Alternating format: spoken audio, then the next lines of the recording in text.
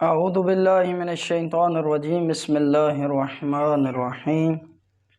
آپ تمام مومنین کو معلوم ہے کہ انشاءاللہ تعالی عنقریب ماہ مبارک رمضان کے روزے شروع ہو جائیں گے، اور اللہ تعالیٰ سے دعا کرتے ہیں کہ اللہ تعالیٰ اس ماہ مبارک رمضان المبارک میں ہمیں حقیقی بندگی حاصل کرنے کی توفیق عطا فرمائے، اور روزہ جو کہ ایک تقویٰ کا ذریعہ ہے، خداوند متعال کی معرفت کا ایک بہت بڑا ذریعہ ہے۔ خداوند متعال نے انسان پر واجب کیا ہے، مسلمان پر واجب کیا ہے، تو یہ روزہ رکھنا انسان کو اللہ کے قریب کرتا ہے۔ تو ہم آج انشاءاللہ روزہ کے احکام کے بارے میں انشاءاللہ بیان کریں گے، اور آنے والے دنوں میں بھی انشاءاللہ روزہ کے جتنے بھی احکام ہوں گے وہ عام مومن کی خدمت میں بیان کریں گے۔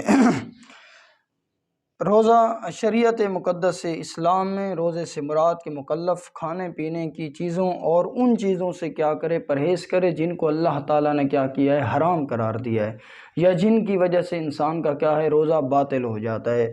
تو طلوع آفتاب سے لے کر غروب آفتاب تک کوئی ایسا کام نہ کرے جو حرام کام ہو، اور کوئی ایسی بات جس طرح روزہ توڑنے کا سبب بنتے ہیں، مثلا حلال چیزیں کھانا پینا، اور اسی طرح دیگر کام نہ کرے جس سے روزہ باطل ہو جائے۔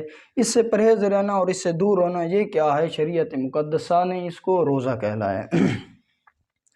روزہ کی اقسام کرتے ہیں۔ نمبر 1، روزہ جو ہے ایک واجب روزہ ہوتا ہے، جیسے ماہ مبارک رمضان کے روزے ہو گئے، یا نظر اور منت کے روزے ہو گئے، اور اسی طرح جس طرح قضاء روزے ہوتے ہیں انسان پر، یا کفارے ہوتا ہے، وہ بھی روزہ رکھنا کیا ہوتا ہے، واجب ہوتا ہے۔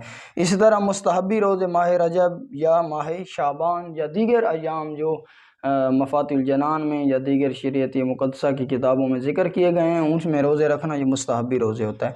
مکروہ روزے عاشور کا روزہ کیا ہوتا ہے، مکروہ ہوتا ہے۔ اسی طرح حرام روزے یعنی عیدین کے دن روزہ رکھنا، اور اسی طرح یعنی یہ جو عید ہوتی ہے، عید الفطر یا عید الاضحیٰ کے موقع پر روزہ رکھنا، یہ بھی کیا ہوتا ہے، حرام ہوتا ہے۔ پھر آگے بیان کریں گے روزہ واجب ہونے کی شرائط کیا ہیں، کہ انسان پر کب روزہ واجب ہوتا ہے۔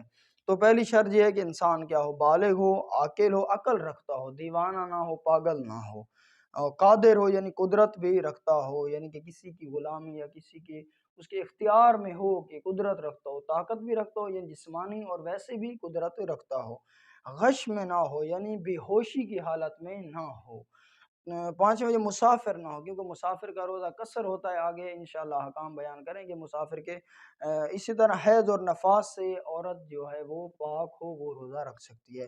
اسی طرح روزے میں کوئی نقصان نہ ہو، مثلا اگر روزہ رکھتا ہے، کسی کو دل کی بیماری ہوتی ہے، ایسی بیماری ہوتی ہے جس سے وہ روزہ نہیں رکھ سکتا، بلکہ اس کو اور بھی زیادہ بیماری بڑھ جاتی ہے یا نقصان ہو جاتا ہے، تو اس صورت میں بھی وہ روزہ نہیں رکھے گا۔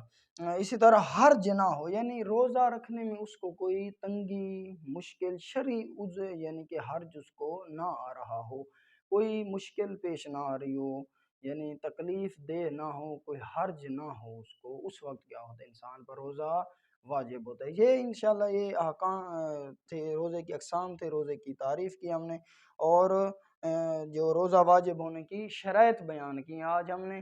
انشاءاللہ آنے والے دنوں میں آپ مومنین کی خدمت میں روزہ کے احکام بھی انشاءاللہ بیان ہوں گے۔ والسلام علیکم ورحمۃ اللہ وبرکاتہ۔